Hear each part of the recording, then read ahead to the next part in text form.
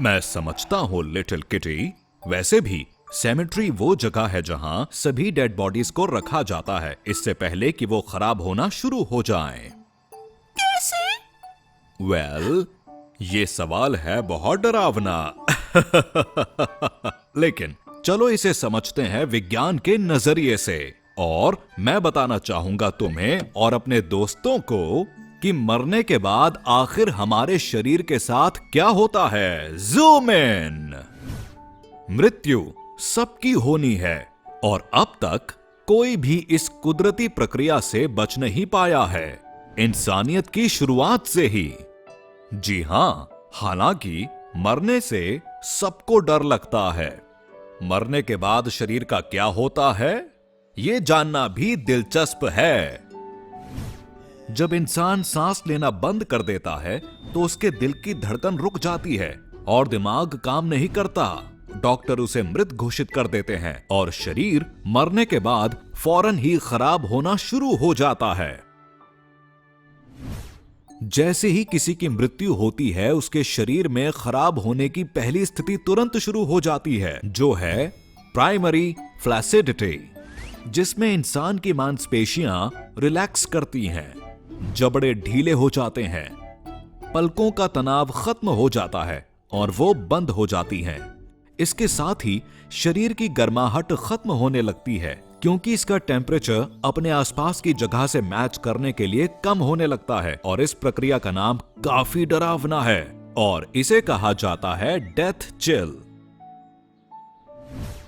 मृत्यु के कुछ ही मिनट्स के अंदर खून का बहाव बंद हो जाता है और वो शरीर के सबसे निचले हिस्से में जमा होने लगता है, और फिर कुछ घंटे बाद हमें पहला विजिबल साइन दिखने लगता है, क्योंकि उन जगहों की खाल बैंगनी रंग जैसी होने लगती है। इस स्थिति को लिवर मोर्टिस या पोस्टमार्टम स्टेन कहा जाता है। उसके बाद 3 से 6 घंटे के अंदर जो शरीर रिलैक्स्ड था वो सिकुड़ने लगता है। इसे कहा जाता है रिगो मोर्टिस। अकड़ने की यह प्रक्रिया फैल जाती है मांसपेशियों तक, जिसके होने की गति निर्भर करती है इंसान की उम्र, जेंडर और माहौल पर यह प्रक्रिया सिर्फ 20 से 84 घंटे तक ही बनी रहती है। इसके बाद शरीर फिर से रिलैक्स्ड अवस्था में चला जाता है, जिसे कहा जाता है सेकेंडरी फ्लैसिडिटी, और फिर बॉडी की खराब होने की प्रक्रिया शुरू हो जाती है। पर इसके बाद शरीर के साथ क्या होता है, ये कई बातों पर निर्भर करता है, जिनमें से एक वो माहौल है जिसमें शरीर रखा जाता है। हां, मिसाल के लिए चलिए कल्पना करते हैं कि 3 अलग अलग शरीरों को अलग अलग रखा गया है एक जैसी विशेषताओं और फैक्टर्स वाले माहौल में। इस तरह से हवा के संपर्क में रखा शरीर पानी के अंदर डूबे शरीर से 2 गुनी रफ्तार से और मिट्टी के अंदर दफनाए गए शरीर से 8 गुना तेज रफ्तार से खराब होगा। पर बाहर के हालात चाहे जिस तरह के भी हों, अंदर के हालात हमेशा एक जैसे ही रहते हैं। तो शरीर अब ऑक्सीजन अंदर नहीं ले सकता या कार्बन डाइऑक्साइड जैसी विषैली गैसों को साफ नहीं कर सकता, जो सेल्स के अंदर बनी रहती है और बहुत एसिडिक होती है।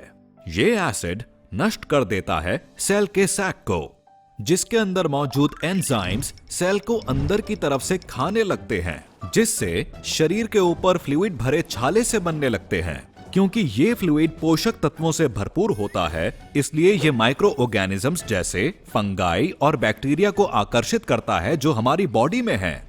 और क्योंकि इन अंदरूनी जर्म्स से लड़ने के लिए कोई इम्यून सिस्टम मौजूद नहीं है, इसलिए ये तेजी से खाने पर टूट पड़ते हैं और इस प्रक्रिया में अलग अलग प्रकार के लगभग 400 केमिकल्स और गैसेस बाहर निकलते हैं। और इन गैसेस की गंध ऐसे कई कीड़ों को आकर्षित करती है जो टिश्यूज को खाते हैं और तोड़ते हैं, जब तक सिर्फ कंकाल ही नहीं बच जाता, और वो भी समय के साथ साथ खराब होने लगता है मिट्टी से। Trivia time.